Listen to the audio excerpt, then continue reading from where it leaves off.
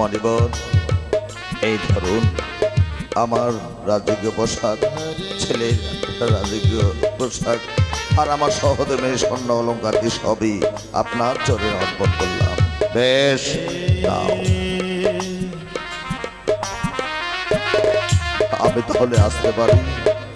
যাবে তো ঠিকই, তবে শোনো রাজা হরিশ্চন্দ্র, কাউকে দান করতে হলে দক্ষিণা প্রদান করতে হয়, এটা তুমি নিশ্চয়ই জানো। হ্যাঁ হ্যাঁ হ্যাঁ মণিবর, কাউকে দান করতে হলে দক্ষিণা প্রদান করতে হয়, এটা আমি জানি। তাহলে নিজ মুখে বলো, দক্ষিণা স্বরূপ কি আমায় প্রদান করবে?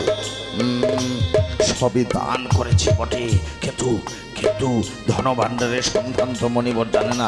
মণিবর মণিবর, আপনাকে দক্ষিণা স্বরূপ না আমি 7 কোটি স্বর্ণ মুদ্রা প্রদান করব। বেশ, দাও। মন্ত্রীমশাই, মহারাজ, যান, ধনভাণ্ডারের চাবি খুলে আপনি এক্ষুনি 7 কোটি স্বর্ণ মুদ্রা ওই মণিবরের চরণে দক্ষিণাস্বরূপ প্রদান করুন। বেশ, আমি তাহলে আসছি। যান যান যান। দাঁড়ান মন্ত্রীমশাই,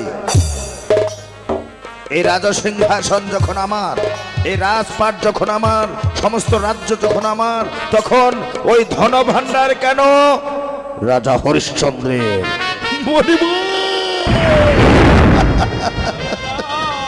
বাবা,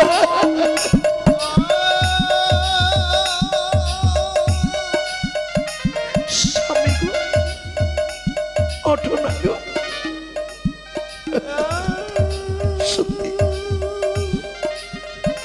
সত্যি আমি যেন ভুলে গিয়েছিলাম মণিবর। সত্যি সত্যি আমি তো সবই দান করেছি, তবে ধনভাণ্ডার আমার কেন হবে? তো রাজা হরিশ্চন্দ্র, তুমি তো নিজ মুখে বললে যে 7 কোটি স্বর্ণ মুদ্রা আমায় প্রদান করবে দক্ষিণা স্বরূপ। মনে হয় পারবে না। থাক, তোমাকে দানও করতে হবে না, দক্ষিণাও দিতে হবে না। নাও, রাজকীয় পোশাক পরিধান করো, বসো রাজসিংহাসনে। বুঝে নেব, কোনোদিন তুমি কাউকে দানও করতে পারোনি, দক্ষিণাও তুমি প্রদান করতে পারবে না। আমি চললাম আমার তপবনে। অঙ্গে শান্তি, অঙ্গে শান্তি।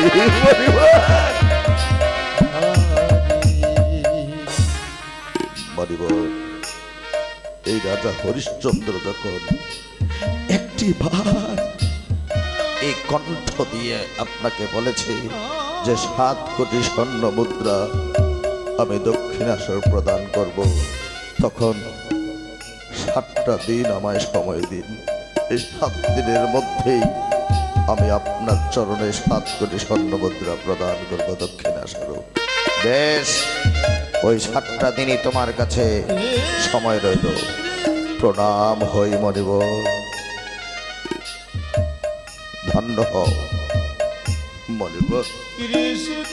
মণিবর, এটুকু তো বলবেন, এই রাজ্য ছেড়ে আমরা কোথায় গিয়ে ঠাঁই পাবো?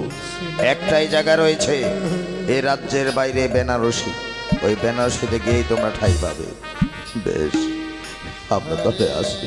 বাবা রুহি, বাবা চলো চলো বাবা। সহধর্মিনী সম্মান, স্বামী গো, ধরো ছেলের হাত আর চলো বেনারসের দিকে। মন্ত্রীমশাই, মহারাজ,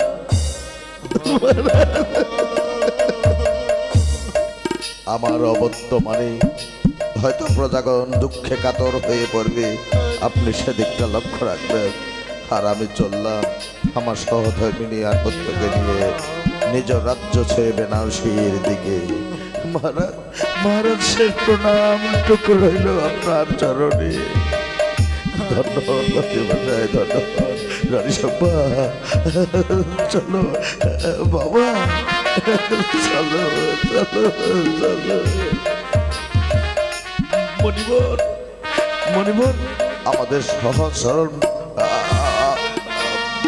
মানুষটিকে আপনি নিঃস্ব করে দিলেন।